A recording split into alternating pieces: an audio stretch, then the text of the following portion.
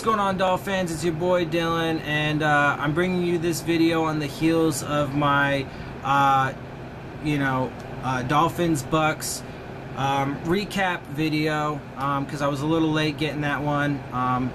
We'll try and make sure to get that out more promptly. But I want to bring you all the news and notes and stuff from today and stuff being talked about from yesterday and everything. So getting right into it, I'll start with this Bleacher Report article for Stills, Wilson kneel before preseason opener. And real quick, just to say, of course, like I mentioned before, this whole anthem thing's going to go around throughout probably the whole year. Donald Trump makes some comments, of course, because he has to. He's a child. So we'll get to that in another article in a little bit. But it was good to see that we did have some players, see some players, taking a stand, kneeling, for social justice and inequalities and stuff like that. So getting right into it, here's what they had to say. Two members of the Miami Dolphins continue their protest during the National Anthem prior to Thursday's preseason opener against the Tampa Bay Buccaneers. Per Omar Kelly of the South Florida Sun-Sentinel, Dolphins receivers Kenny Stills and Albert Wilson moved to kneel when the anthem started after sitting on the bench as players from both teams lined up on the sideline prior to the song starting. Stills has been protesting during the National Anthem since the 2016 season. He spoke out against the NFL's policy that required all players to stand when the song played before games or remain in the locker room. I feel like you guys know how I would feel about the anthem policy, Stills told reporters in May. I just want to continue to focus on the work that I'm doing, the work that the rest of these guys are doing in our communities to make change. I really don't want to get involved in some back and forth and more divisiveness than we already have going. The NFL and NFL Players Association have since halted that new policy and continue to work on a solution that will appease both sides. Tom Pelissero of NFL Network provided the NFL's statement after Thursday. The NFL has been engaged in constructive discussions with the NFL Players Association regarding the anthem and issues of equality and social justice that are of concern to many Americans. While those discussions continue, the NFL has agreed to delay implementing or enforcing any club work rules that could result in players being disciplined for their conduct during the performance of the anthem. Okay, good. So, if any players, like the Cowboys, Jerry Jones said his players have to be there, have to stand, point blank, bottom line, period, and if they don't, they could get fined or suspended. So that can't be done, though, because the NFL won't allow it at this particular point. So any club-issued policies cannot be upheld at this time. Meanwhile, there has been no change in the NFL's policy regarding the national anthem. The anthem will continue to be played before every game, and all player and non-player personnel on the field at the time are expected to stand during the presentation of the flag and performance of the anthem. Personnel who do not wish to do so can choose to remain in the locker room. So from this, it sounds like they are enforcing, even though they're not supposed to. It's supposed to be on a hold right now. But from that statement, it sounds like they intend to enforce or are enforcing the, overall anthem policy implemented by the league. So teams from that, they didn't say specifically that it is on hold, but they did say that club-issued policies are on hold specifically. So I don't know what to think about that. We remain committed to working with the players to identify solutions and to continue making progress on important social issues affecting our communities. Wilson, whom the Dolphins signed in March, protested during the anthem last season with the Kansas City Chiefs. The 26-year-old remained seated on the bench with three teammates prior to a Week 5 matchup against the Houston Texans. All right, so like I said, man, we can expect it to stick around for the entirety of the season. It's not gonna go away for sure. All right, so another Bleacher Report article: Cap praises Kenny Stills and Albert Wilson for protest. Free agent quarterback Colin Kaepernick recognized Miami Dolphins wide receivers Kenny Stills and Albert Wilson for kneeling during the national anthem to protest social injustice prior to Thursday's preseason game against the Tampa Bay Buccaneers. Kaepernick, who last suited up for the San Francisco 49ers in 2016, posted on Twitter Thursday night. He posted a picture of him and Kenny Stills wearing shirts say I know my rights. They took the picture together. So he posted that with this tweet, and he says, "My brother K. Stills continued his protest of systemic oppression tonight by taking a knee. Albert Wilson joined him in protests. Stay strong, brothers." Following the Dolphins' 26-24 loss, Stills told reporters he did not coordinate the protest with Wilson. "It just happened that way," Stills said, according to the Associated Press's Stephen Wine. "When I'm on a knee, most of the time I'm praying, and thank God for having Albert next to me. Being a part of this protest hasn't been easy. I thought I was going to be by myself out there. Today I had an angel with me, with Albert being out there. I'm grateful he sees what's happening, and he wants to do something about it as well." And I really hope that more players join in, man. I know Robert Quinn has protested before. Get him in there. Let's get more of these players protesting. I'd love to see fucking... some of the white players, though, too, man, because we really need to fix these issues. This isn't a political podcast, so I'm not going to get too far into it any more than really, what goes on here. But, I'll try not to go on rants. But I would love to see more people, get involved. We really need to end the corruption, end the hypocrisy, end the racism, end the bigotry, end the misogyny, all of that shit. Fuck homophobia, fuck transphobia, fuck all this, fear and hate and divisiveness created, by assholes like Donald Trump. And, well, here we go. So, Donald Trump, of course, had to tweet about it. On Friday, President Donald Trump again took aim at players who have protested social injustice during the National Anthem with a series of tweets. And this is what he said. "The NFL players are at it again, taking a knee when they should be standing proudly for the National Anthem. Numerous players from different teams wanted to show their outrage," as he says, "at something that most of them are unable to define." Are you kidding me? This dude is a fucking clown. At something they're unable to define, they've defined it clearly. It is social. It's not against the military or this country per se. Certainly not the military. And Donald Trump certainly doesn't care about that with the way he's completely fucking up the VA, but that's a whole nother thing. But they have defined it. It's social injustice. It's about all of these law enforcement officers thinking they can just go shoot unarmed black men for literally no reason. If you do like any political podcasts, look up the TYT, the Young Turks. They talk about it. They have a million fucking stories. Excuse my language. They have a million stories about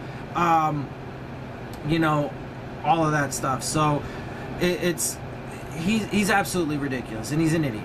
"They make a fortune doing what they love. Be happy, be cool. A football game that fans are paying so much money to watch and enjoy is no place to protest." That is absolutely absurd and categorically false. It is a perfect place to protest. It is a great place to protest because it is a national stage. It's on TV. It's with fans and people watching. That is the point of protest, to draw attention to those issues. God, Donald Trump's an idiot. "Most of that money goes to the players anyway." Dude, this guy doesn't even know what the hell he's talking about. "Find another way to protest. Stand proudly for your national anthem or be suspended without pay." He's a clown. If you continue to misinterpret what we're doing, reach out to me," Still said Thursday per NBC6 Sports. "Look at my website, look at my Twitter, look at my social media platforms, and I think you'll get a better idea of why we are doing what we are doing." See, he outlines and has many times specifically why he's doing and these guys are doing what they're doing. They know what they're talking about. That's absolutely ridiculous. Donald Trump saying that, they can't even define it. Bitch, get out of here. That's crazy. Anyway, I digress and I move on. So now let's just get straight into more Dolphin stuff. Sorry, I try not to go off on political tangents, but like I said, it is going to be around. So here's an article from Dolphins Wire. Ryan Tannehill and Dolphins first team offense sharp in preseason opener versus Bucks, minus the one penalty by James. The Miami Dolphins dropped their preseason opener to the Tampa Bay Buccaneers 26-24, but the loss wasn't the big story. The buzz before Thursday night's game was all about quarterback Ryan Tannehill. He played one series as he was 4 for 6 with 32 yards on the night. The one drive Tannehill would play ended in a 52-yard field goal missed by Jason Sanders. The Dolphins' first-team offense seemed to have some rhythm while Tannehill was on the field. This is an excellent sign for the Dolphins as they get ready for the second preseason game. Both David Fales and Brock Osweiler played a majority of the game, though Fales was the better of the two quarterbacks. Fails completed 8 of 11 passes for 115 yards. Yeah, I mean, as I said, he definitely outperformed Osweiler. Osweiler was solid, but he's going to be the backup. He's done a good job, Gase said at halftime. He's moved the ball. He put the ball in the end zone. Osweiler finished the night 10 for 21, throwing for 83 yards. The Dolphins' defense did not fare as well as quarterbacks Jameis Winston and Ryan Fitzpatrick were able to complete 17 to 21 passes for 147 yards in one half of football. They weren't that bad, though. It was... Obviously, there's some things that need to be cleaned up, like I said, but it was a pretty solid showing, and obviously that was, first teamers, second teamers, guys rotating in, substituting, so on, so I have full confidence that it'll come together, and they'll end up playing as a cohesive unit, and it'll pick up. Kalen Ballage's fumble in Dolphins territory certainly didn't help the Dolphins defense either. The fumble, that hurt us, Gase said. I thought our defense did a good job clawing it up, trying to make sure that we got a stop there. I think Mike Hull getting hurt, that kind of stung. I think that took the wind out of us a little bit, but we're bouncing back here and we'll get a good second half. Speaking of Ballage, he did have a productive night overall, rushing for 37 yards on 10 carries. He also caught 3 passes for 23 yards. Additionally, Sonoris Perry also played well, recording 35 yards and a touchdown on just 4 carries. Next up for the Dolphins is a trip to Charlotte, where they will take on the Carolina Panthers at Bank of America Stadium on August 17th. So I definitely very much look forward to that. I can't wait for the next game. I mean, from here on out until, our Week 11 bye, guys, we have a game every week. So let's get excited about it. I can't wait. Things are picking up, and it's going to be good. Here's another article from Dolphins Wire. Ryan Tannehill thought Dolphins offense got off on a good foot. For the first time since December 11, 2016, Ryan Tannehill was the quarterback under center for the Miami Dolphins. A couple of ACL injuries kept Tannehill out of the final 4 weeks. Well, it was one ACL injury that kept him out of that week. And then, a couple of ACL injuries kept Tannehill out of the final 4 weeks of the 2016 season and all of last year. But now he is 100% healthy and ready to help the Dolphins return to the playoffs after a 1-year hiatus. Although Tannehill only played 1 series during Thursday night's game against the Buccaneers, the Dolphins' offense showed a lot of potential. He went 4 for 6 with 32 yards before leaving the game as the Dolphins drove the length of the field, culminating in a missed long field goal attempt by Jason Sanders. I think we got off to a good start, Tannehill said after the game. It obviously wasn't perfect. We definitely have a lot of room for improvement, but to get on the field and move the ball down the field, obviously we didn't end up with points, which is what you want to do, but I thought for our first time hitting the field, my first time hitting the field in a long time, it felt good to be back out there. I think we started off on a good foot, and now we just have to be able to finish that drive and execute in order to get the ball in the end zone. The Dolphins' offensive line did a great job of protecting Tannehill during his short appearance. He also received contributions from Kenny Stills, who caught 2 passes for 20 yards during that drive. Tannehill felt like he could have played 1 more series, but he was satisfied with just being able to get back out on the field. I always feel like I want to play more, Tannehill said. I was excited to be back out there and got the juices flowing, and when you're in that competing mode, it's always that you want to go more, So coach had to take a stop.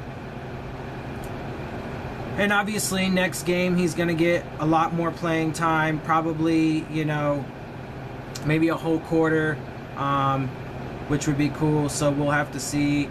But he obviously definitely get a lot more next week. And then obviously, significantly, probably an entire half in the following game. So here's a Palm Beach Post article. NFL National Anthem. Dolphins DN Robert Quinn says it's a message, not a protest. In a call for racial equality, new Dolphins defensive end Robert Quinn said he demonstrated during Thursday's National Anthem to inspire unity.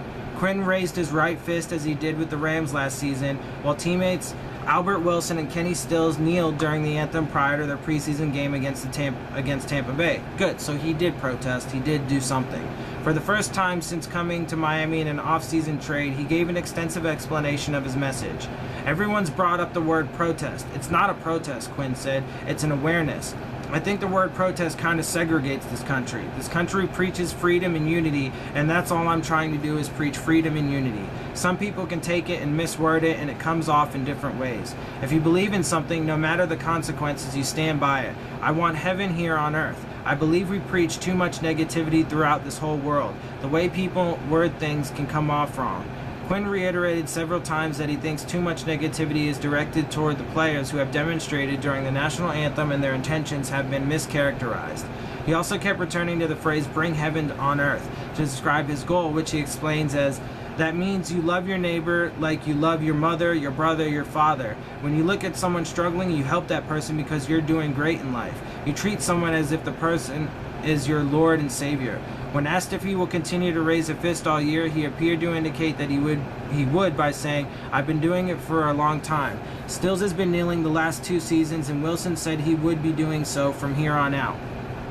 All 3 players are in the clear with the NFL, which is temporarily not enforcing its policy that all players must stand or remain out of sight. It's never been clear whether an action like Quinn's would result in discipline under the new rules. When asked if he considers himself a patriotic person, Quinn quipped, "I pay taxes. I figure that's pretty patriotic." Then made clear he means no disrespect to anyone affiliated with the military.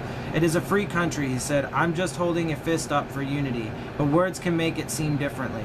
Quinn hasn't said much about his personal beliefs since joining the Dolphins and did not coordinate his demonstration with Stills and Wilson. The anthem situation has been challenging for Miami, but there hasn't been any indication that it's caused a problem in the locker room over the last 2 years, and Quinn hopes his stance won't create an issue. Dolphins coach Adam Gase said this week he would not give his players any instructions regarding the anthem.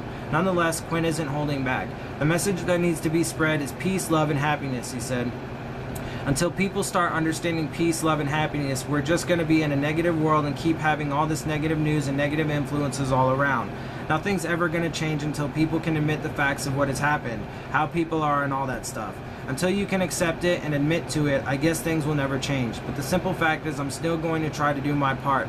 As a teammate and a player on this Dolphins team, I don't want to be a distraction, but at the same time, as a black man in this world, I've got an obligation to raise awareness to the world, and that's to bring heaven here on earth." And good, man, he definitely should. I think they need to keep it up and keep it going. Okay. From Associated Press NFL, Tannehill starts fast in return. Dolphins lose the Bucs 26-24. Back in a game for the first time in 20 months, Ryan Tannehill had plenty of time to throw Thursday night. The protection was awesome, Coach Adam Gase said. He was back there peeling an orange. An untouched Tannehill completed passes on the first 4 plays in his return from 2 serious injuries to his left knee, and the Miami Dolphins lost their exhibition opener to Tampa Bay 26-24. But see, that's good. It's really good signs that the offensive line was doing really well, and hopefully that bodes well for the regular season to be able to keep Tannehill clean and open up lanes for the running backs. Tannehill, seeing his first action since December 2016, led a 40-yard drive that ended with a missed field goal in his only series. He was off target on his final 2 throws and finished 4 for 6 for 32 yards. "We didn't end up with points, which is what you want to do," Tannehill said, "but I thought for our first time hitting the field, my first time hitting the field in a long time, it felt good to be back out there." New Buccaneers kicker Chandler Catanzaro made a 26-yard field goal with 23 seconds left to cap a 67-yard drive and give them the win. Tampa Bay's Jameis Winston played the second quarter against Miami's second team and led a group of reserves to 10 points on drives of 32 and 40 yards. He went 11 for 13 for 102 yards and 4 series. "Man, it was just great to play against another team," Winston said. He's suspended for the first 3 games of the regular season for violating the NFL's personal conduct policy. Ryan Fitzpatrick led the Bucs on a 57-yard, 6-play touchdown drive on their first possession. It was capped by Peyton Barber's 4-yard run. Backup battle. Miami's David Fales, battling Brock Osweiler for the backup quarterback job, led the second-string offense to a field goal against the Buccaneers' first-team defense. Nice. Fales also directed a 75-yard touchdown drive in the second quarter, and he finished 8 of 11 for 115 yards. Osweiler went 10 for 21 for 83 yards. Gase didn't give either reserve quarterback an edge in their competition. "This is going to take all of training camp," Gase said. "It's going to take all preseason." Dolphins' 4th-round draft pick Kalen Ballage rushed for 37 yards and 10 carries and caught 3 passes for 23 yards. He also lost a fumble. Bucs' 2nd-round pick Ronald Jones was held to 9 yards and 8 carries, but scored a 2-yard run. Kicking results. Catanzaro missed his first extra point attempt and missed a 53-yard field goal try, but also made 2 field goals. It was great to see him have the chance to get the game winner. Coach Dirk Cutter said, "The good news is he got that missed extra point out of the way, so we don't have to repeat that again. He hit one, and I know he'll be his worst critic." Rookie Jason Sanders battling rookie Greg Joseph for the Dolphins kicking job made field goals of 29 and 23 yards but missed a 53-yarder. Joseph made a 48-yarder. National Anthem. Dolphins receivers Kenny Stills and Albert Wilson and defensive end Robert Quinn protested during the anthem. Stills and Wilson kneeled behind teammates lined up standing along the sideline. Quinn stood and raised his right fist. There were no apparent protests by the Buccaneers. Stills kneeled during the anthem during the 2016-17 seasons and has been vocal discussing social injustice issues that inspired the protest movement by NFL players. Injuries. Bucs cornerback Vernon Hargreaves left in the first quarter with a groin injury and didn't return. First-round draft pick defensive tackle Vita Vea didn't play. He has missed most of training camp with a calf injury. Dolphins. Reserve linebacker Mike Hull left the field on a cart in the second quarter with a left knee injury. Okay, so that's that. Let's see, what else do we, what else do we have here?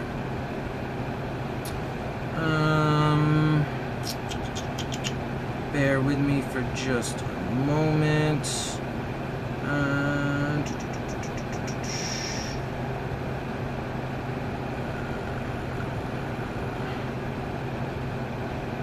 I apologize.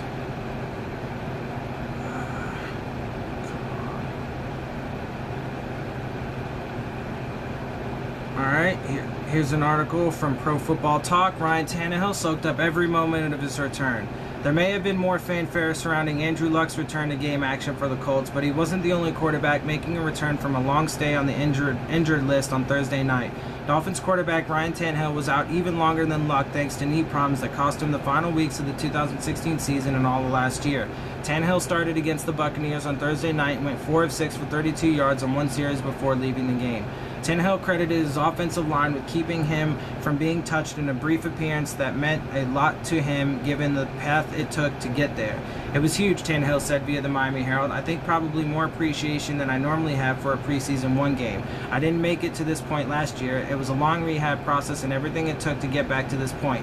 I think more appreciation for every second that I was out there and just enjoyed it a little more. It was kind of constant. I was just soaking it all up, soaking up every moment that I could, enjoying it. I knew what it was like not to be out there and have to struggle through missing a whole year. Definitely didn't take any moment for granted." Tannehill will likely get a longer run with the offense next Friday against the Panthers as the Dolphins continue their preparation for the year to come. Let's see. Do we have anything else here? No, mostly just repeat stuff. Okay, here's one from Joe Shad in Palm Beach Post. Miami Dolphins linebacker Jerome Baker shows off lightning quickness. Miami Dolphins rookie linebacker Jerome Baker is really fast, and in Thursday's preseason game against the Bucs, he looked really, really fast. "That was one aspect of my game that everybody really didn't question," Baker said after recording a team-leading 5 tackles. Congratulations. Dude, really?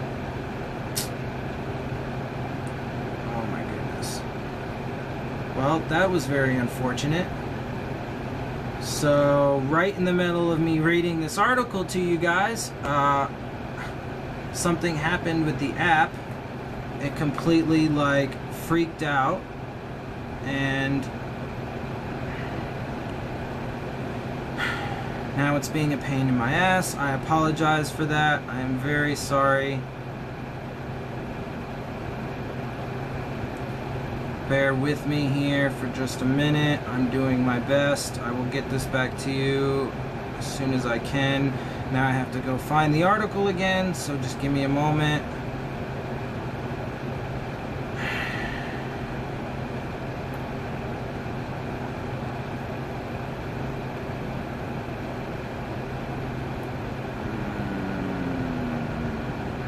God damn it.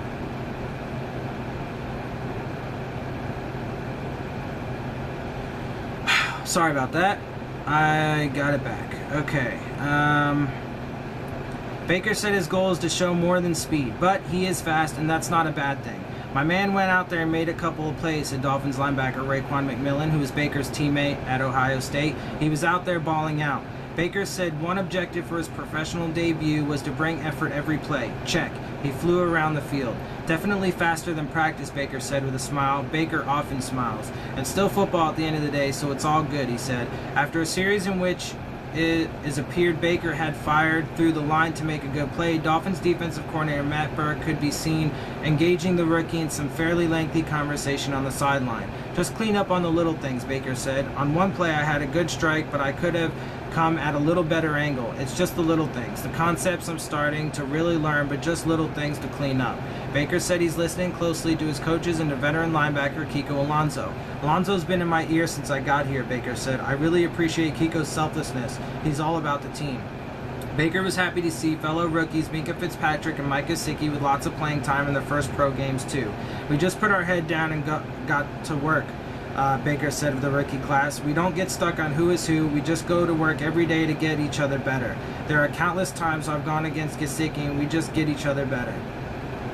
It's good, man. It's a lot of positive stuff, a lot of good things that we were able to see, and hopefully it really does bode well for the upcoming season.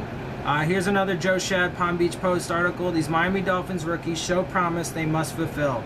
Mike Gesicki is fifth string on your Miami Dolphins depth chart, but he started Thursday night's preseason opener against the Tampa Bay Buccaneers. So much for depth charts. Gesicki nearly caught a touchdown pass from David Fales in his first real game, sort of real game, in aqua and orange. As he has throughout training camp, Gesicki leaped up high in the end zone and nearly pulled down a one-hander that would have given the sparse crowd at Hard Rock Stadium something to talk about.